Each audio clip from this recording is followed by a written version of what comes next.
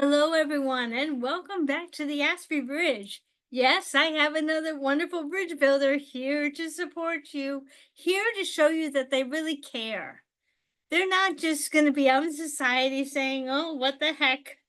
They care, and that's part of it. Is I looked at people who started building the bridge from the neurotypical side toward me, so we could all connect in the middle and really all feel united. And that is the purpose of the Aspen Bridge. And while there are others such as Paul Micallef, who and Orion Kelly in Australia, telling you what the traits of autism are, as well as Sam in the Netherlands, Sarah Hendricks in the UK, Temple Grandin in the US, as well as so many others that are telling you what the traits of autism are. The Aspie Bridge's mission is different. Is to bring on all these wonderful bridge builders, such as Susan, and all the ones that came before her, all the ones that will come after her, to show you that there are people from society that are building the bridge from the other side to say, we welcome you. We're not going to make life more difficult for you. We want to be here to help you solve a problem. We're not here to fix you. We're here to help you solve a problem. Now, as you know, I'm the torchbearer. I learn as much from these conversations as you do because each bridge builder brings a different perspective on their experiences. Some of us have similar experiences, some of us have very different. Some of us have an experience, but they don't have the experience the same intensity that we have. And so they're learning from us how to be more sensitive, how to be more aware of our needs. So it's a give and take. It's not an all give, it's not an all take. It's a conversation. And at that, I'd love to introduce you to my great friend, Susan Meyerly. We met at this conference that I told you about for the last 3 weeks, Inventing with the Infinite in Dearborn, Michigan. Susan was the very first new friend I made when I got there because I had the confidence within me, and you do too, to go up to someone new and say, "May I sit here?" And that's who Susan was when I got there. So, Susan, tell us about yourself from the point of when we met. I would love to, Suzanne. So I also have just wonderful memories of Suzanne approaching me and coming up and saying, "Hey, can I sit with you?" Because she doesn't know this. I've never told her this. But I was sitting at that table looking around going, these people are all connected. And I don't know anybody here. Or I only know a couple of people here. And as we were talking earlier, their table was already full. And Suzanne came up to me and was that friend that I needed right at that moment. And so, gosh, it's hard for me to believe that it was as many years ago as you said it was. I'm like, oh my gosh, that just feels like yesterday. I remember her coming up and and instantly I just felt more welcomed. It's always more fun when you have a friend that you're doing something with. And so I'm excited to be a part of today's podcast and have a conversation with you to support the work that you're doing because um, I just am really appreciative of you taking that first step and saying, "Hey, want to be my friend?" Um, and the rest is history, as they say, right? This It's is been, history, and what a week we had. Oh oh, my gosh. We yes. connected so well. It didn't go stop at that one lunch. We continued throughout the whole week being close to the point of on the Thursday night when we had a dinner together, we had a picture taken with Mary together. And that was just a way to create a bond. Now, Mhm. what I didn't know back then was that was the beginning of what I would call bridge buddies. What are bridge buddies? Bridge buddies are the people who come from society who say, you know what? I value you as much as you value me. Let's have a meal together. Let's have an ice cream together. Let's take a walk with a cup of tea. Let's do this. So, a bridge buddy is almost as important as a bridge builder because I can't tell you the number of people who would be sitting alone in a restaurant saying, okay, nobody likes me. But no, no, sometimes you do have to make the first step. As Susan just vouched, sometimes you have to walk up and say, you mind if I sit here? Yeah, they may say, I'm sorry, I'm studying, or I'm sorry, I need to make a important phone call. And that's understandable. And I know it can be hard because your trust within you can sometimes be like, are you sure? You're kind of watching that person like they're not making a phone call yet. But you just have to believe that the right person is going to say yes, just as Susan did back in October 2021, and say, yeah, I would love to have someone join me. Maybe you're doing something for them, just as Susan said that they're doing for you. So that's what I call a bridge buddy. It's getting together for a meal, a walk, an activity, and just enjoying each other's companionship. We're going to get into another form of companionship at the end of this podcast that's also very important. But let's talk about our friend Thomas Edison, because there are so many similarities that he has to us. I'm going to put up a board of some of the different traits that he had when he was growing up, because I know a lot of you will understand that these are traits that many of you have. Give me a moment to just get this all set up for you. I'm going to, okay, let me move my board over here. Now, I'm sure that a lot of you can recognize a lot of these traits in yourself. I'm sure there are some who are neurotypical who can also recognize some of these traits within them. But the point I'm making here is that without Nancy Edison, Thomas Edison could have grown up to be a lot like those of us who did not have supportive family members. I mean, he goes away from social emotional attachment. He doesn't connect with people. So he has special interests. Yeah, these are a lot of the traits that a lot of us have. What is the missing ingredient, Susan? I'm gonna go with his mother. Right, you're right. Let me take this down for a moment and come back. You're absolutely right, because while we all share so many common traits, as I showed up on the board, that doesn't mean that we're all going to rise above those conditions. Mhm. A lot of us who are autistic tend to look to our outside environment to know how to behave, know how to lift ourselves up into doing things. Now, one of the other things that Susan may remember is we both got up on stage on the Thursday afternoon. Do you think that that would have been possible without an environment of love and support? No. I mean, I felt so comfortable. Susan, how did you feel getting up on stage? I would say, yeah, comfortable and supported. I think that was the other key theme that I really identified through the entire week, is that community of support and that connection of, hey, we're here to support you, to be your cheerleaders, but not just to tell you what you want to hear, but to really encourage you to create the dream that's in your heart.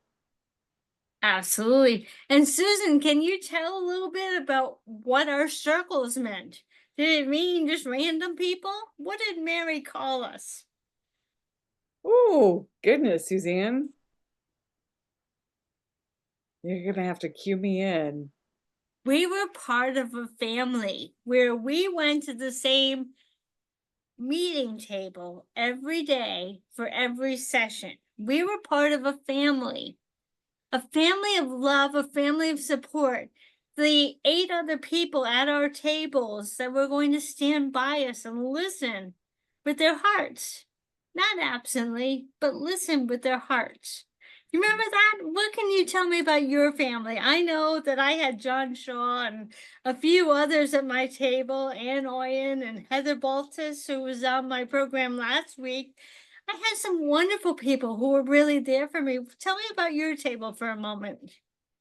So, gosh, I didn't have a full table of 8, first of all, so I think that really helped, create an even deeper connection with us, and it and after the event, we were all connected on different social media platforms and kind of offering guidance and encouragement. And the funny thing is, something that Vivian had said at our small table that it was one of the very first exchanges that we had just resonated with me yesterday. And it was so funny because I thought, oh my gosh, I just need to reach out to her and say, you know what?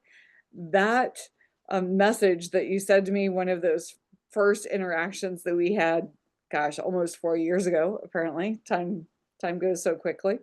Uh, it came true yesterday. I'm like, oh my gosh, you were in my mind from this connection that we had. And so I think that supportive family and encouragement is really just one of those key memories that I take away from that event.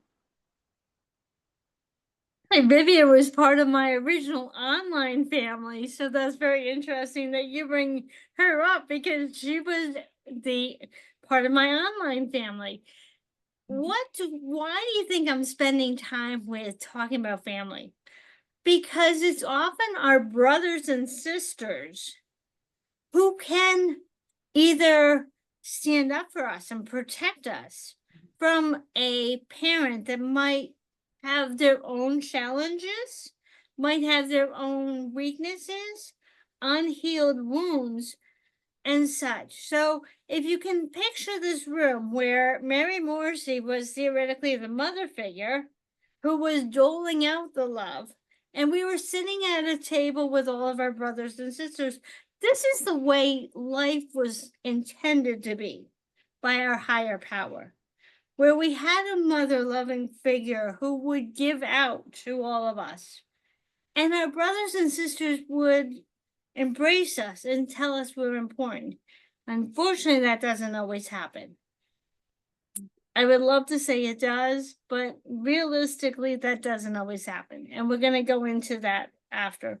In fact, there are some cases where brothers can be enablers of unhealed mothers. So I'm going to leave that there. It's a sad note, but it is something I need to state. I want to go on and just say, what is the difference between Mary and Nancy versus some of these unhealed mothers that have their own wounds? One of the situations is she had the understanding belief, unshakable belief, that we are meant for more. Go ahead, Susan, tell us what that means to you. So, maybe like many of you, I had one of those moms that didn't have that unshakable belief in me to the extent that it really helped propel me forward. She had those wounds that you were describing earlier, Suzanne, and I think while there was an interest in helping um, me believe in myself, it was really my grandma who played that role of having that unshakable belief in me, that sense. The phrase that I often associate with my grandma is that I was destined for greatness. And not so much in accolades or achievements, but really that when I am connected with my higher power, that there is an impact and an opportunity that I can create for people to really start to create that belief within themselves, even if it wasn't something that they experienced with their parent. But that unshakable belief that my grandma had in me of, Susan, there is so much that you can do in this world. And I don't know that she ever actually said those words, but it was the way that we interacted, that led me to have that belief of I can do anything. My grandma said it was true. Um, and even if, her daughter, my mom, was not on the same path as us through, again, some of her own wounds that she experienced, that sense of I could do anything was very similar, I think, to what, Nancy instilled in Thomas of, "Hey, don't let anybody tell you you can't do this because you are so creative and so capable." And that belief, I think, was a huge underpinning to his overall success. Bet. You bet. I mean, I had a grandmother that I think I borrowed her maiden name as my author name because she had the same effect, not through words, but through sharing her gift of crafts, sharing her gift of stitchery. My grandmother was, I think, also autistic, kind of like Thomas Edison. We'll never be able to prove it because of the fact that, just like myself, autism was not a word up until then for women until 2008. But there was a part of me that had this connection with her to Mhm, know that arts are part of the autistic brain and is magical. And so I had a similar, not through words, but through creation. mhm, And I did. I felt it like you did. Like I can make anything. Let's go on to the next one. Emotional attunement. That's kind of the same idea from the standpoint that I bet your grandmother never said to you, "Are you sure you want to do it that way?" well, I don't know if she ever said that. I think there was probably a time that I was cooking breakfast for my grandpa when she said, "Are you really sure you wanna do it that way?" In other words, "That's a really bad recipe, Susan." Um 'Cause I am not a good cook, I will be the first to own that, but, I think when it came to anything that I was being innovative or creative about, really where my strengths were is where that message of, "You can do this, go for it," came into play. I really am so blessed to have had her in my life, and that was a beautiful offset to some of the tumultuous, aspects of my relationship with my mom, and so that encouragement uh, and emotional support was so important from her. Oh, you have said it. Then I want my listeners to understand this surrogate mother figure, even though she was in the form of a grandmother in biological relation, but the surrogate mother figure, as you just said, is so much like Aunt Nancy Edison. And I want you to remember that because when I talk about my program a little bit later on, that's the kind of person we're looking for. But let's go on. Um, yeah, Nancy Edison listened to her heart of what her son loved and provided him with a library of science books that he got into. She didn't say, "You must study chemistry right now. You must study astrology right now. You must study." That's not the way Nancy said it. She let Thomas explore. His father liked literature. She didn't say, "Nope, nope, you can't do literature," or "You must do literature to make your father happy." She didn't say that. She let him explore where his heart went. And he did explore the rise and fall of the Roman Empire and some of these other Shakespearean interests of his. She let him take his interests without doubting his curiosity. That's what emotional attunement means. The next one is courage to defy the systems. Okay, this is a big one for me because so often And I would look at my mom like, really? So often, society would send my mom a note or a message about the way I was behaving when I was younger. And instead of saying, don't worry, that's society, don't worry about them, she'd be like, yeah, maybe I should worry about what you're doing right now. Maybe I should be concerned that you're not presenting a family image for me to feel proud of. Maybe, and that's not what Nancy did. She said, well, that's your opinion. I believe my son is a genius. You keep your opinions. I won't send my child back to school. I'm going to defy your system and allow my son to learn at home. Have you ever had that situation, Susan? Not not in my personal experience, although I will say, to some extent, that's kind of what I did with to a lesser degree with both of my kids. I think, they certainly went through the school system, but I think with each of my kids, it was really about identifying what their strengths were, helping them identify what their strengths were, and then adding to the curriculum, I guess in some ways like Nancy did as well, about how to encourage their curiosity about the where they could make an impact. And I don't know that I sat down one day and said, okay, here's my daughter and here are the things that I see as her strengths. It was much more intuitive of, oh my gosh, this is this small human that I have an opportunity to influence here. How can I help her grow into everything that she's capable of being? And likewise for my son as well. It was looking because they're very different. When they were little, you can see I have dark hair, dark eyes. My daughter had blonde hair, blue eyes, and my son had red hair, green eyes. Um, explain genetics, but that's a whole nother conversation. Um, so it was that recognition that they weren't mini me's, they were their own people, and to encourage their curiosity. And my daughter went on to receive her doctorate degree in physical therapy and is in a career that suits her very well.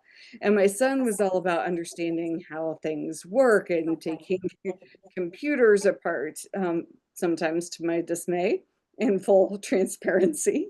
Um, and he's working for the state of South Dakota, their criminal investigative services unit, and working in cybersecurity because that was where his strengths were. So it was really resisting that temptation to want to have things look a certain way, as you were describing, but really allow them to kind of create and become who they're capable of being based on what their strengths were. And I think that's one of the pieces that Nancy did so well with Thomas was, he was a curious kid. Go explore, take things apart, put things together, create. And I just remember standing there in his lab going, "Oh my gosh, this is where all of those ideas were generated," and just the energy that I felt there was so powerful. And to Oh, look yeah. yeah, and to look at the impact that she had on encouraging that curiosity and creativity and respectfully saying to the school, "No, I get where you're going, but I can do it better."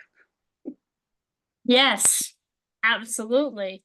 That brought up my two daughters. Now, if I had been rigid and listening to society and the school system and other families, the other families were like, well, if you want to get into an Ivy League school, you're going to stay in this format of education. Well, we had the benefit in our community that there was a technical high school connected to our high school where it was just another building.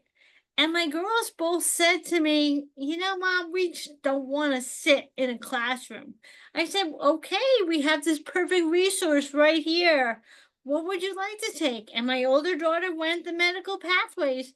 Today, she's an ICU trauma nurse. My younger daughter went into the culinary program. And guess what? Today she's a dietitian, registered dietitian. So just allowing them to explore their interests. What a huge way of saying you have this resource at your fingertips. Take advantage of it. What do you want? I didn't tell them they had to do this program. That's similar to what Nancy Edison said to Thomas. Here's the exposure. Gift. Take with it. Take what you desire. All right, let's go on to the next one. Adaptability. She create the environment, which is what I was talking about with the library. She didn't just offer the literature books that her husband wanted, for Thomas's father wanted for her son. She offered him literature, history, and sciences, and let him go with his desires and helped him. She didn't just say walk away from the dining room table where his classroom was. She sat with him. Adaptability. Fear, shame, free love. She didn't try to fix him. She didn't say to Thomas, and I don't know how many sisters and brothers you have, Susan, but she didn't say, you have to be like your other sisters and brothers. You have to behave this way. I'm going to get angry if you don't behave the way your other 6 brothers and sisters behaved. Which, can't tell you that that wasn't the way I grew up. But what about you, Susan? So I'm the youngest of four. I have two older brothers and an older sister, and yeah, thankfully my mom never expected me to behave like my siblings. We were each and are each our own people. I think my oldest brother and I are probably most similar, and then the two in the middle are probably a little bit more similar in personalities. But I did have that opportunity to really be who I was. And even when I would make mistakes, because we all do, um, even though those were not always handled as I would like for them to, there was still that sense of you're going to figure things out. And that was not part of the disciplinary process. Those words, let me just be clear about that. But I felt like, okay, I can take big risks because I've got that big support. And certainly my siblings were a part of that support. And we were talking earlier about sometimes siblings, just like parents, kind of keep us a little bit stuck and may not have that supportive belief that is so critical for us to really reach our potential, and that fierce, shame-free love that I think Nancy demonstrated towards Thomas really is something that we're all looking for, honestly. That, in my world and in therapy, we call that unconditional positive regard, that whole sense that you're a valuable person and you have so much potential that I just cannot wait to support in some way. Figure out what you'd like to do. Let me help you figure it out, and I'll be here to help support you. And I think that's really something that Thomas experienced that many of us are looking for. You're so right. Now, I know, Susan, you have to be on your way in the next moment or two. Is there anything else you would like to bring about our trip, or a final word you'd like to say about, like, I'm creating this chosen mother? What would you think is the quality that Nancy exhibited that you would like? Is there another quality you'd like think that women should have? Oh gosh, you saved like a very small question to the end. Um, I think the key, if I had to boil it down to one word, honestly, it's support. I don't think that any of us can ever have too much support, and I think that is something that so many of us, at least I know that that's something that I experienced a lack of was, I there were too many constraints, Mhm. and we didn't really have much time to talk today about that sense of comparing ourselves to others, and I think that's, um, when we get caught up in comparison versus supporting one another, we're missing so much opportunity. And so I really see that one of the key pieces of what I would be looking for is that sense of support and encouragement. We've all got battles that we're facing. And I drive down I was driving down the main street yesterday and I was just thinking about what I was experiencing right at that moment, which was something very joyful. And I was looking over, and on the corner was a person without a home. And a little bit later, I saw a couple with a child that looked like they were struggling with his misbehavior. And I kept thinking about how profound it could be if we all were really focused on how can I support you? How can I encourage you to do what you're capable of doing? And so that would be one of the key pieces that I think would be so important. That that's excellent. What a great way. I would love to have you on again. I know our time today was abbreviated. Would you be willing to come back on I the would love podcast to, again? Suzanne. How can I say no to that smile? Well, thank you, Susan. I know you have to run, but I so appreciate you coming on today. And we will be in touch shortly. I would love to have you come on again. That sounds great. It has truly been a blessing for me to be here. Thank you so much, Suzanne. You're welcome. We'll be in touch. Okay. Have a great day. Thank you. So, you've heard from four of my most precious friends who are actually, as I said, my sisters and brothers. Well, I didn't have too many men here, but there were um, brothers like the John Shaw I mentioned who were there supportive. And why do I bring this all up? That is the essence of where this all is going. Without Thomas Edison having his mother in his corner, without his brothers and sisters saying, "You're just not any good, you're not part of the family," he was able to rise to such heights. He was able to go on and become the person he became, of helping us find light. And that's a lot of what I want to do here today.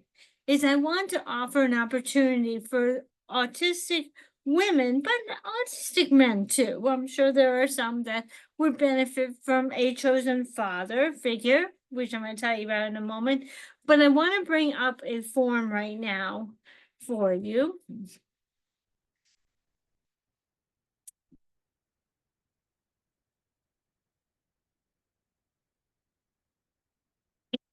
And this form is all about telling you what the chosen mother is all about. Why do we need you? There are so many autistic individuals that are out there having a non Nancy in their life. It sounds awkward, I know, but what we're really looking for is to see if you would be willing to receive Nancy Edison, receive someone who would love to be that surrogate emotional mother you always wanted, but because of birth, you just never got them. But that doesn't mean your life is over. That just simply means that you just not were not born into a family that had a healthy mother figure or a healthy father figure that could be a role model for you growing up to become a Thomas Edison. You didn't have the person who was rooting you on, being supportive of everything you wanted to try. You were put into limits, you were put into a box, as we had talked about in an earlier segment. You were told that this is just the way it is. But what I would love to encourage women who would love to be that person for you to come into our world and help us. And what does that mean exactly? It just means that if you're in your 60s through 80s and you didn't have enough children because of either divorce or you became an early widow, or perhaps you did have a couple of children, but sadly, especially in this time of the Texas floods, you tragically lost your children, and it's a hard pain. I totally feel you. I totally feel you. But you can step up to provide a loving place. We're not talking to have these women move in with you. We're talking about meeting for lunch, meeting for a cup of coffee and a walk, going on an adventure. What I would love to do is I would love to connect you by interests, by similarities. I'm not going to put someone who doesn't like animals with a young girl who wants to be at a horse farm. That's not the way this program would work. I have a questionnaire that I would send to both the chosen mother and to the young autistic woman. And when I say young, we are all pretty much young at heart. I would just connect you with someone who is maybe a decade older or more so that you have someone who is an open heart, someone who can provide you with the kind of nurturing that you didn't receive. And likewise, if you're a chosen mother watching this, I either help you to become more of a Nancy Edison to a child, adult child, or middle school child and above who needs to have more support, more understanding for what they go through. Because so often, with autism still being very new, we're all at a loss of how to get our needs met. And maybe you're someone who wants to be more Nancy Edison like, someone who can offer the unconditional love, the unconditional encouragement, the emotional safety, and celebrate the wins, no matter how small or how big are. Maybe you are a mother of an autistic individual and just want to up your game. I can help you with that. Or maybe you're someone who would love to have a connection because you're lonely. You need companionship in your area. Now, you can either do this by phone and video like Zoom, or I can try and connect you with someone who is right there in your community who needs to have the actual hug. Let me tell you, there are some autistic people who do like hugs, that can find warm squeeze. Not all autistic people are adverse to touch. They may be adverse to being tapped on the shoulder or come up from behind and startled, but a hug is different. Hug is therapeutic. And some women just need that to keep going. They've gotten to the end of their ex- emotional capability, and that hug would offer so much. So, what I would love to offer to all of you is if this looks like something that you're interested in becoming a surrogate mother who will meet up with someone on a weekly basis, maybe a bi-weekly basis, just to let them know that you're there, you care, you're a safe place to land when they're having a challenge with their own families, or perhaps you're there to help them provide wisdom or guidance on how to move forward. Sometimes their families, as in the case of my family, doesn't always want to teach them how to spend their money appropriately, or they have a question on whether or not they should buy this or do that. And their parents and their family members are like, no, no, you can't do that.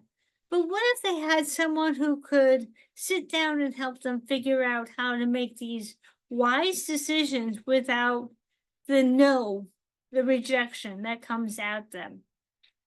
Or maybe they have a win, but their family is so busy with the other family members having bigger wins that their little win seems inconsequential. Everyone deserves to be celebrated, no matter how big or small their wins may come to be. So I really would love to have you reach out to me. And I can tell you that this is a way that you can become involved on a one-to-one level. I have a beautiful ceremony planned about the training. I know some of you may be a little nervous. How do I handle an autistic individual? What do I do? I have training for that. I have called this the Chosen Mother Circle for that reason. First, I would love to welcome in women who are 60, 70, 80, who fall into this middle section of someone who would love to help nurture an autistic woman who did not receive that love and care. Can you become a Nancy Edison to them? Because that's what they're missing. And let me tell you, when I had my Nancy Edison, I could do everything that I wanted to do. Without having that person in my life currently, as close as I would like them, it's become more challenging. So the environment that we have grown up in is not healthy. Yes, we may have all the dreams and hope, but without a supportive mother figure, or in the case of you guys, if you want a supportive father figure, I can train you how to become that person for an autistic individual. And as I said, this does not require you to have them move in with you. This does not require you to spend money on them. However, if you do find you spend money, I'm going to get together a fund so that we can cover their expense. Sometimes these women don't have money to even buy a cup of coffee. And that's sad. But if you do provide for a fee, you'll be able to be reimbursed for that fee that you spend on their enjoyment. Ice cream cone, whatever it happens to be. We do not expect you to financially take care of this individual except for when you're together, and then we will give you back the money that you have put toward their enjoyment. Just hold on to your receipts, of course. But I'm hoping that this shows you how important this whole podcast shows you the importance of letting a child, whether it be a 12-year-old or a 52-year-old, try and get through life by remothering themselves. That doesn't work. Not for the autistic population that looks outside of themselves for validation.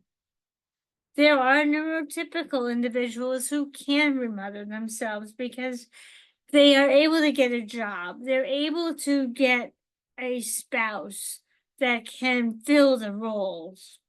But the autistic demographic is not quite as fortunate because we're still a misunderstood demographic, especially women, because we've masked all of our lives. So I would love to have you come forward to the Asprey Bridge Facebook page and say, I'd love to have a brochure, or I'd love to ask some questions, or feel free to put the questions in the comment box below this podcast, and I will get back to you as soon as possible. I cannot stress enough how important it is that we fill roles where the mothers or the fathers were silencing their autistic individual out of misunderstanding, out of fear of their own emotional ego being tarnished. An autistic individual does not want to tarnish your ego. They want companionship as well. And in turn, I'm going to work with these autistic women to help you feel needed, to help you feel wanted. I'm going to help them create different ways of saying thank you for your time. So this isn't all of a give. This is a give take. I'm going to be working with the autistic women as well to give back to you, to give you that source of feeling wanted and loved. So I hope that you'll join this organization. I hope that you will come to me and say, how can I get involved? Again, some ways that you can get a hold of me are through the comment box below this podcast or on the Aspie Bridge Facebook group page or the Patreon, the Aspie Bridge or Aspie Bridge Builders page. There are so many ways to get a hold of me to say that you would love to step up and be a part of this great organization because it is so needed for you to step up to be a Nancy Edison, for the women who really need you, or the men who really need father figures. This is not just for women alone. This is for all the individuals out there who are working in a family that is dealing with its own generational trauma. Now, we can't fix our mothers and fathers, but we can find a way to get the warmth and support that we need to go forward. So I really hope you join us on this and become a part of a chosen mother circle. You'll receive all the training. You won't be connected with someone until you feel comfortable. But it's so important. Will you join us? Go to the Aspie group, the Aspie Bridge Facebook group page, and ask for a brochure or connect with me there, connect with me online, and I would love to tell you more. For now, I want to say thank you for coming, and I hope you join us. I have a fellow Aspie who's going to be coming up this last month of July, this last week in July, next week, to tell us about her experiences of being autistic, late diagnosed autistic. And from there, we'll go on to more about vocational careers for the autistic individual. Thank you very much. I hope you have a great day.